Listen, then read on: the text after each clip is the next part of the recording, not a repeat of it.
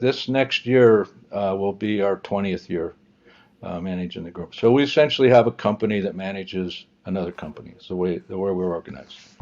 I can tell you a little bit about how and why we formed the group. Um, Sure.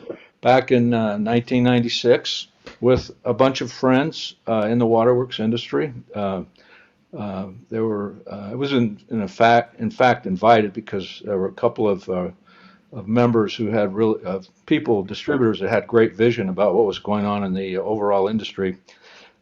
Put together a group of 9 of us, and we um, put the group together to form a buying group to be competitive in the waterworks industry, because what had begun to happen was Hughes Supply and U.S. Filter and Ferguson and Famillion.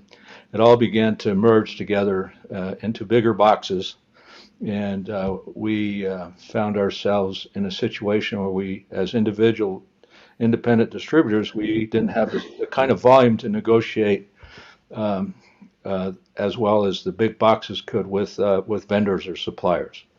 So we got together in 1996. We got out a map, and we divided the country up amongst 9 of us. There were 9 of us together, and we each took portions of the company or country, and we uh, started getting on the phone and inviting other distributors to join our group. And so almost overnight, we became a group of about 30.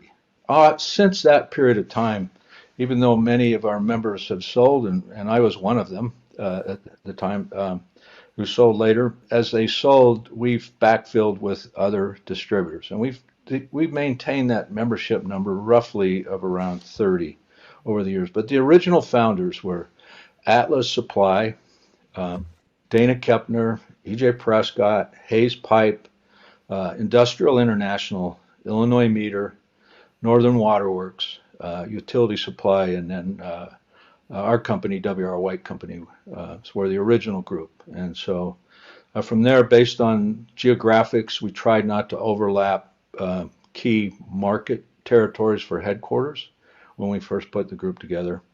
And so that's how we started. That's essentially the initial history of the group.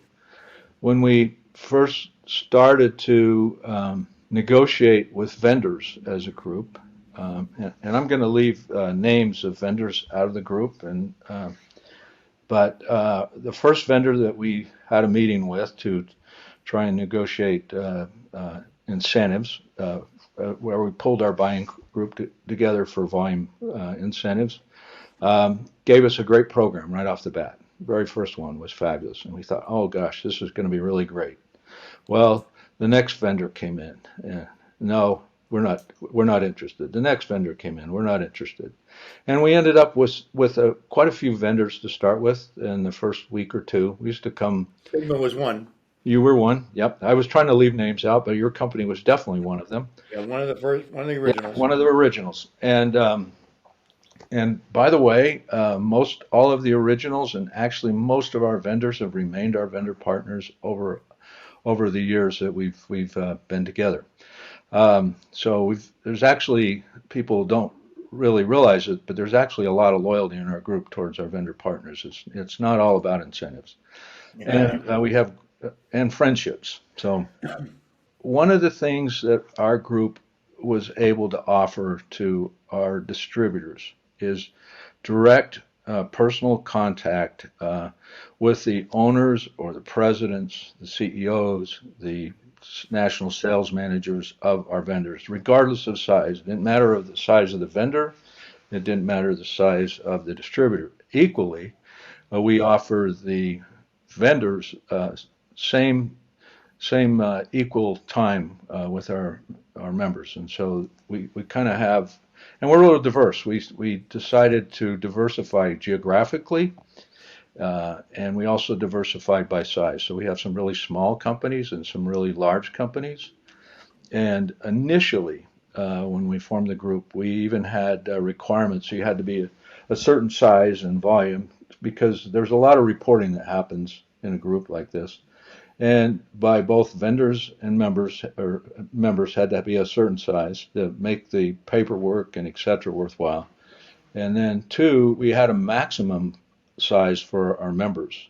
Later on, we dissolved the maximum size and we increased the minimum size with time. So that's a little bit of our That's history. a good But the background. reason we formed here, our primary purpose was to level the playing field and keep our members competitive with the big conglomerates or big boxes that had formed in the industry and were continuing to grow. And TDG's size now is comparable to the big box stores, so that's the reason it works so well. Well, we try to keep it that way because really volume is king, and our vendor partners want and need volume, and so we've tried to maintain that playing field as much as we possibly can. And our attitude is just give us a level playing field, and we feel like we can compete with anybody. Absolutely. Let me ask you this. You've been in it as a distributor, as a waterworks distributor. You manage 30 plus independents that make up the distribution group. How has the role of independent distributor changed over the years? What have you noticed, as the role of an independent distributor has it changed? Have they had to grow? Have they had to diversify? How have they had to keep up with the times and compete? Yeah, that's a good question. Well, first of all, when we first formed, we were all effectively independent distributors that were essentially privately held. And over time, as our members have matured or aged, their companies or themselves, some of our companies have changed the type of ownership, maybe a family trust. We have some ESOPs. We have a little bit of private equity in our group. We even, for a while, had a publicly traded company in our group that was not at all in the waterworks business. So temporarily, they were a member, and so that part has changed quite a bit as to how our distributors are owned. Um, and what what I tell people or a prospective member is when you join a buying group, you give up a little bit of your independence uh, to be in a buying group. So when you join a group, um, you sacrifice some of your day-to-day independence to for the benefit of the group, with the overall objective that the benefits from the group override the bit of independence that you might give up.